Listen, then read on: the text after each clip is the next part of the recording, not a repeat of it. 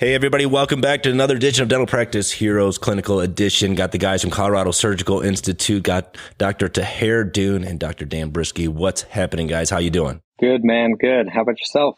Doing good. Can't complain. It's Thursday. We're recording on a Thursday, and this is the beginning of my weekend, I suppose. I didn't work today, and this is the most exciting thing I'm going to do today is spend some time with you guys. So I'm happy you're here. Well, you're welcome. It is very nice to spend time with you too.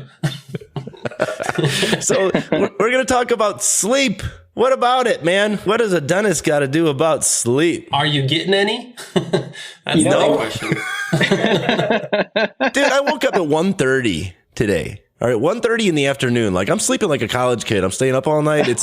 I'm on the worst freaking schedule, and every day I wake up and say I'm going to get up early and I'm going to stay awake and try to reset my rhythm, and it's just so much easier to get back in bed. So I don't know if that's relevant to the conversation, but that's what I think of when I think of sleep. Man, I like your schedule. There's this Joe Rogan podcast, and he was talking to this guy on sleep. I forgot the name of the podcast, but I could just remember Joe Rogan cracking up because Joe Rogan asks him, he goes, hey, how does it work with people getting 4 to 5 hours of sleep? Are they just full of BS? And the guy just starts laughing. He's like, 0.0% of the human population can maintain what they're doing on a daily basis with 4 to 5 hours of sleep. Because we have that all rammed down our throats. Like, oh, you can't get the task done. Just sleep less. You don't need the sleep at all. But that is just such horse crap, right? Like, we all do actually need that 6 to 8 hours of sleep. We do. Yeah. Like the days that I've not gotten a lot of sleep, it always catches up. I always make up for it somehow. Yeah. You have to pay the sleep debt at some point. You do. I think one thing, like Paul, about your schedule or anybody's schedule, it's not necessarily about like the timing of the sleep. It's just the quality of the sleep that you're getting when you are down for the count is the most important thing. So patients will come in and we're treating sleep apnea in the practice and they're like, oh, I wake up at all times of the night. And before I used to say, oh, well, this is going to help you because maybe your bladder is full and you're not in a deep enough level of sleep to turn off that reflex so it wakes you up. But what I found through doing this long enough is people are going to wake up and you don't want to promise them anything you can't deliver on. But more so than not, it's the quality of their sleep while they're asleep, which is the game changer. Because they are going to be regenerated on a neurotransmitter and a hormone level. They are getting better oxygenation. I mean, if we go back and we just look at this on its fundamentals, right? The airway is a tube. Air goes in and out, and you have over 20 muscles in that oral pharyngeal, nasal pharyngeal airway space that can obstruct it. As you get older, everything starts to relax. We can collapse the airway. And if you don't get enough oxygen into the lungs, then the lungs aren't putting enough into the blood. And this is what I'm saying to the patient too. And then the heart, as a pump, has to pump more volume of blood to the rest of the body because it's pumping less oxygenated blood. So now the heart's working harder all the time. And what cardiologists are getting taught now is if you're on 2 hypertensive meds, they should be sending you for a sleep test immediately. The guy who wrote the book on Alzheimer's and dementia, he's also highly recommending sleep tests to prevent the onset for patients. Then the brain doesn't get enough oxygen. So you have the risk of dementia, Alzheimer's, all those problems that occur. And I don't think any physician, at least, I mean, no doctors can agree on anything, but everyone can agree that adequate oxygenation is an important thing. No one's going to get behind the podium and say less oxygen is better. And so at least we can come from the standpoint of, hey, we're saying something to the patients that everybody's going to agree with, hands down. I think the question that a lot of people have to get over, and a lot of the questions I used to get in the beginning is like, why is my dentist talking about sleep? What I would say to them is, look, we're looking down your airway every time you're here. Does your physician do that? Probably not. The medical community is reaching out to the dental community to look for these things and to educate you guys on what's happening, because sometimes by the time they catch it in medicine, it's going to be a little bit too late. And then it's always a more moderate or severe condition. And it's always easier to resolve stuff when it's mild or moderate versus moderate or severe. And so then patients are like, okay, we can look at it. And so what we started implementing into the practice, if we get kind of like strategic and tactical, is you can just buy pulse oxes off of Amazon for like $5-10, whatever they are, and have it in every operatory. And you put it on every patient's finger. And then when the patient lays back for hygiene or for restorative or for whatever, just have them stick their finger up every once in a while and just look at it and see what their oxygen levels are. As soon as you hit a 92, the sleep sensor at night is going to kind of record an event. But this is your way to educate the patient. Be like, hey, look at your finger. Look at what's going on right now. I had someone who was at a 92 just on room air. If we look at room air, there's something called the FiO2, which is like the fraction of something of oxygenation in the air. So out of all the gas particles, the amount of oxygen in there is about 21% plus or minus, based on where you are. So there's only 21% oxygenation in room air. And so this lady's sitting there at a 92 or below the whole time. So we put her on supplemental oxygen and she goes up to 99. So it's like, okay, you are probably apneic. And we laid her down. She goes down to like 88. That's the easiest way to get these patients to say yes to a sleep test. And then they have no problem paying for it. You don't have to do sleep tests for free. Another thing we've implemented into the practice is there's a company called SleepImage, and they have these rings you can buy. And I think it costs about $10 per test. So these ones I am doing for free. I'm absorbing the $10 overhead on it. And anyone who kind of meets some kind of risk factor, right? If their tongue is really big, they got scalloping on their tongue. If their tongue kind of sits high above the occlusal plane, if the palate is vaulted and really high, if we're looking at the Mallampati score. So Mallampati of 1 is they open up and you can see airway, right? You can just shoot hoops in it. Mallampati 2 is like you can see 100% of the uvula and it kind of touches the tongue a little bit, but you can see 2 little airway spaces on either side of it. Mallampati 3 is you just really see soft palate. And then Mallampati 4 is you can't really even see soft palate at all. Then you're kind of gauging that as well. And you can just tell them like, hey, here's a free screener. We screen all the adult patients of the practice. Take this home, no adult beverages on the night you take it. Bring it back in and get the results. And it has pretty accurate results. It's non-diagnostic to the effect of having a sleep physician sign off on it. But it's enough to show the patient, like, look, it cost me $10 to prove to you with some data that there's something going on here. And then we can dive deeper into it. And the reason I really like this is I can't give you a sleep appliance if you don't finish your restorative work. I can't give you a sleep appliance if you're not done with your prosthetics. I can't give you a sleep appliance if you don't do your Invisalign and move your teeth, or I'll have to remake your appliance. So it's another motivating force for patients to finish the work that they might take years to do. They might now view it more beneficially to get it done more quickly. So then they can get the appliance done so they can breathe better at night. So I think what's cool about that is it'd be hard to find a patient that doesn't want to sleep better. Like, hey, do you want to wake up more rested? Do you want to look better, have more energy, lose weight? There's nothing bad that comes from like having, I mean, maybe there is if you have way too much sleep. I don't know, but everybody could use more stinking sleep. And I think what really keeps people away from finding out if they have it a lot of times is just that sleep test. It's like they don't want to go to this place and see if they have it. It's funny you mentioned the ring because I didn't know that they had those, but I know I have an Aura ring. I only have the second generation one. It doesn't do pulse ox. I think the newer ones do pulse ox. But I remember I would wake up sometimes and you open the app and then it downloads from the ring and it'd be like great workout. And it would think I was like doing cardio all night long. Like, and I'm like, dude, this ain't right. Like my heart rate's getting up to like 140 while I'm sleeping. That's eventually what I led. I have sleep apnea and I took just an online sleep physician and I wear the mask. To not wear a mask and wear a dental appliance would be great. I'm kind of lacking overjet, so I don't, if anyone's wondering why I don't wear a dental appliance, I don't want to end up in class 3 or end to end, which I'm pretty damn close just because of skeletal discrepancies, I guess. The mask ain't cool, man. It's my question for the wife, like, hey, should I put my mask on? And if she says no, leave it off, it's like the green light. And she goes, just put it on. That's the red light. Just go to sleep, man. So that's how it works in my master bedroom. You know, you give me a night guard and I'm going to sleep better and I'm going to be healthier. Hell yeah. So I think it's a great service to provide. And talk about like somebody who's thinking about getting into this, getting in sleep, like how difficult of this is as a field, as a new procedure is this? I think a lot of people can get into it and treat the patients of their practice very successfully with a very low barrier to entry. Meghna Dasani out of Houston has a really cool online course, and there's a lot of great sleep educators. I know Meghna. I know her course. I've done it. I did the virtual one. So for me, I could just do it online and I didn't have to travel for it. And it was enough information to implement everything. She has a very like tactical, strategic course about it. So the implementation was very easy for me. It does get more nuanced the deeper down the rabbit hole you want to get, right? Because then you can start looking at vivos and different myofunctional approaches. You can start looking at RPEs and 3-ways that have a sagittal expander for kids.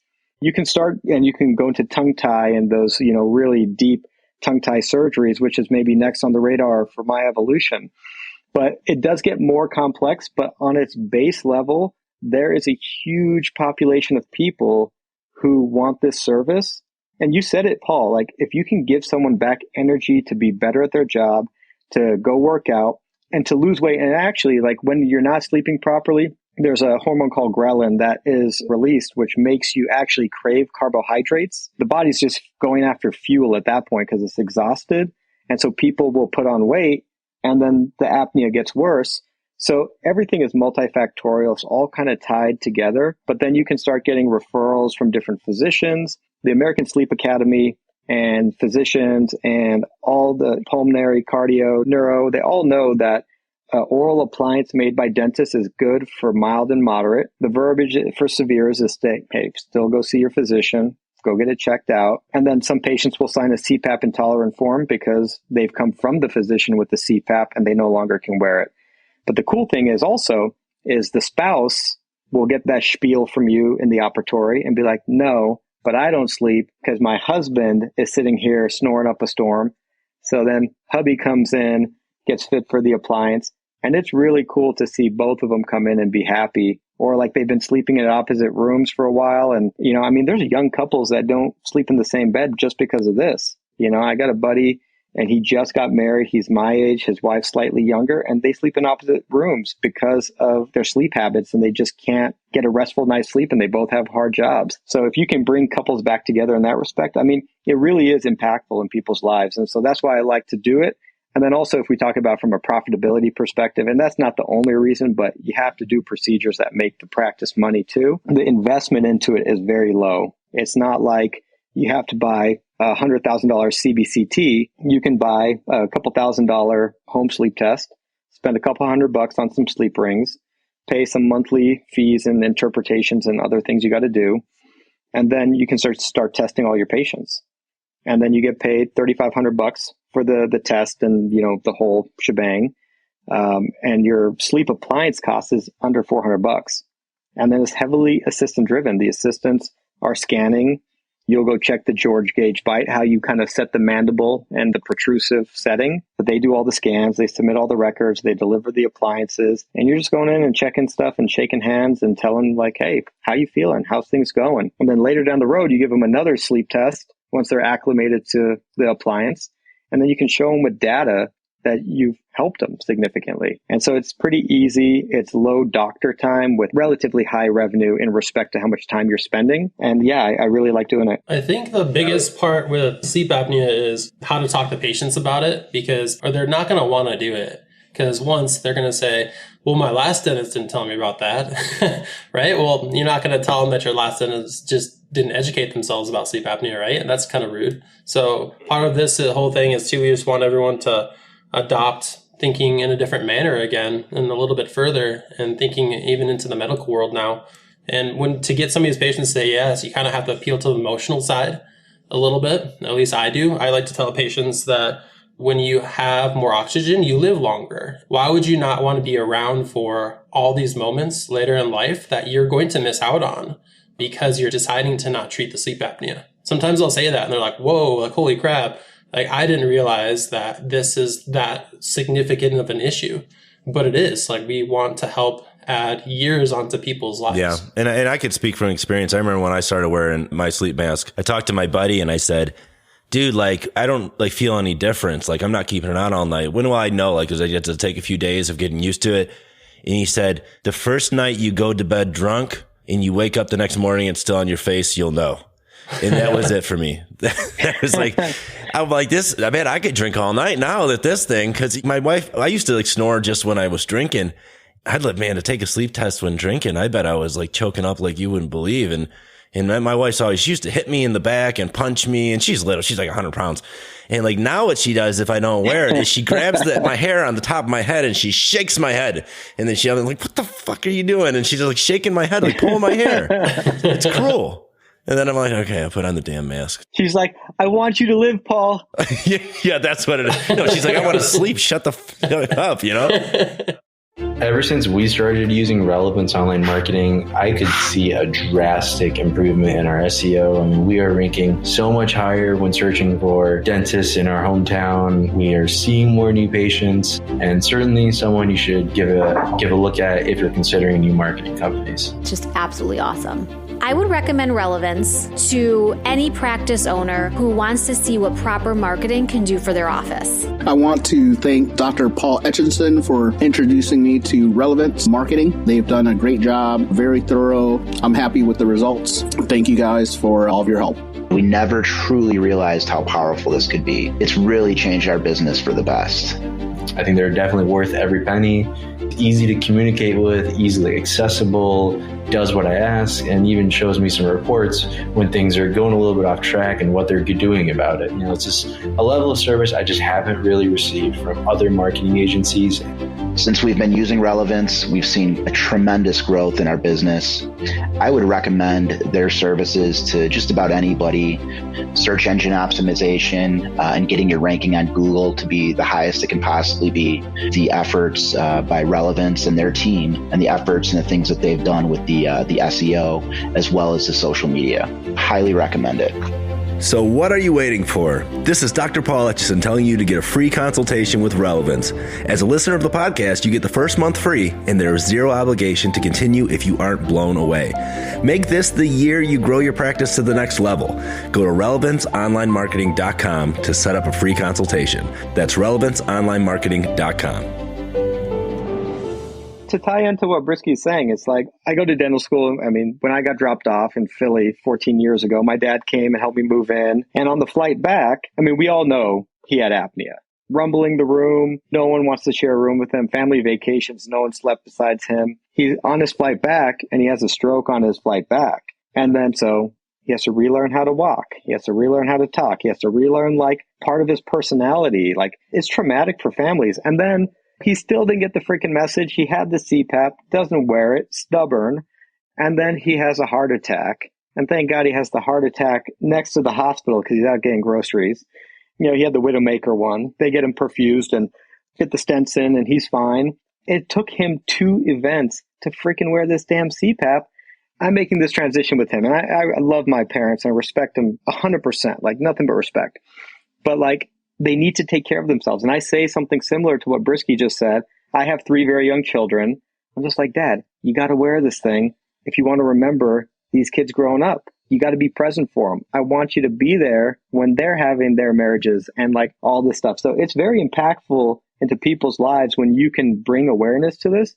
And even if they're severe and they go get the CPAP, you still change their life in a major way. I mean, when we're old, right? Or when you have elderly patients come in and you see them sliding with dementia and Alzheimer's and stuff and how difficult that is on the families, if you can preserve that and you can give them 5 or 10 extra years of neurologic function, right? Maybe their body's falling apart. Maybe we're cyborgs in the future. I don't know.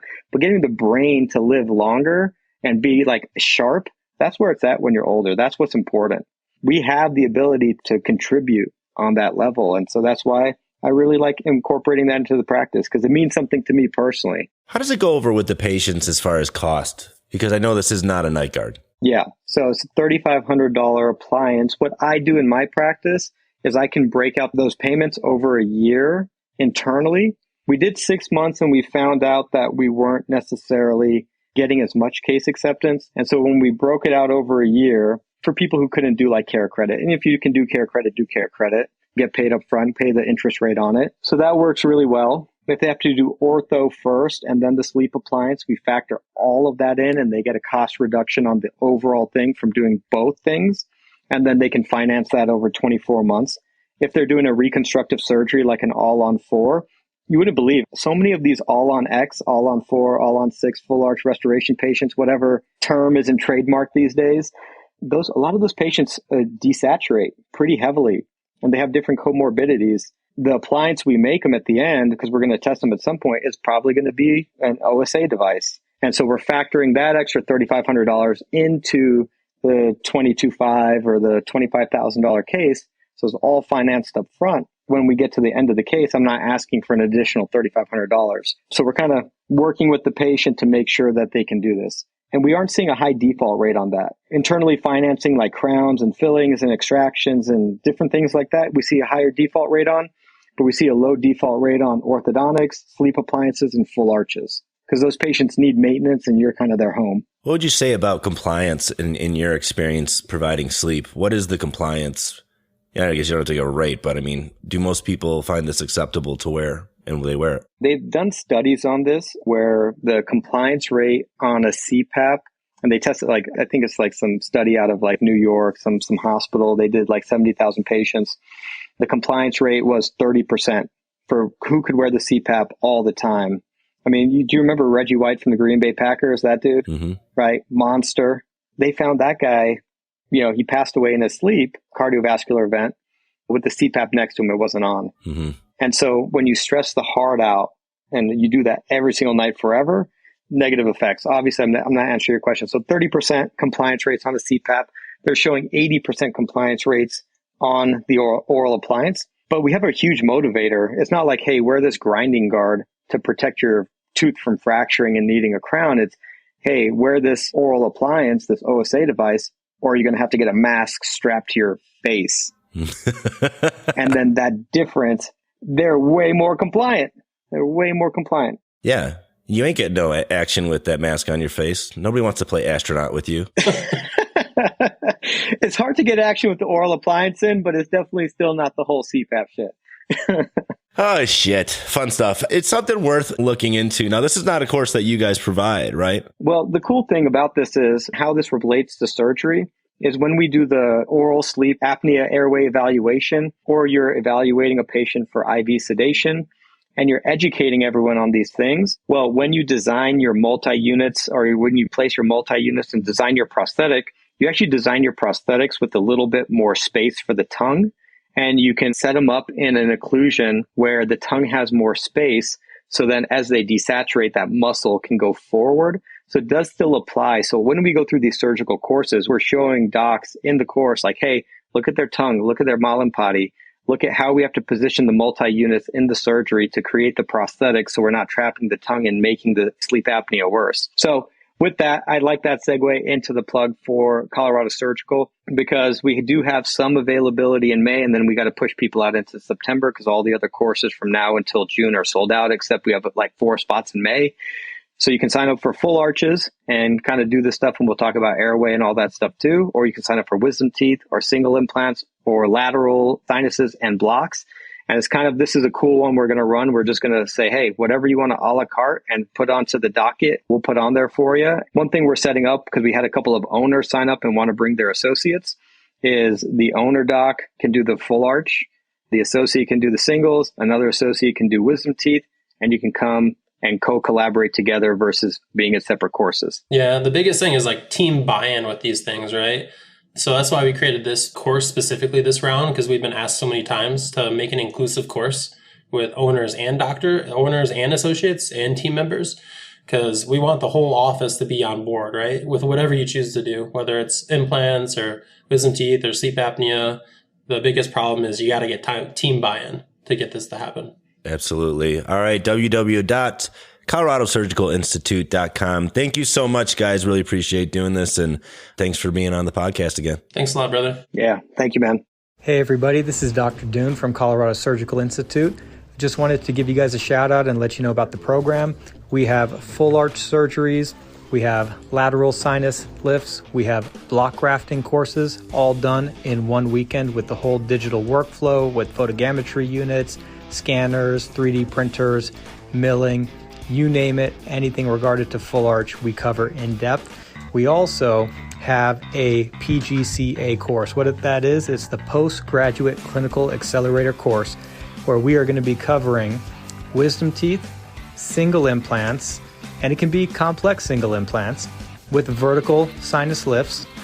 We'll also be covering full arch extractions with ridge reduction, bone grafting, PRP, suturing, and we also will have a course on socket preservation. So if you guys are interested in any of those courses, please reach out to us at Colorado Surgical Institute. The code is HERO10 for 10% off our courses, because we love Paul Etchison and his podcast, and we're here to help. and we're here to help.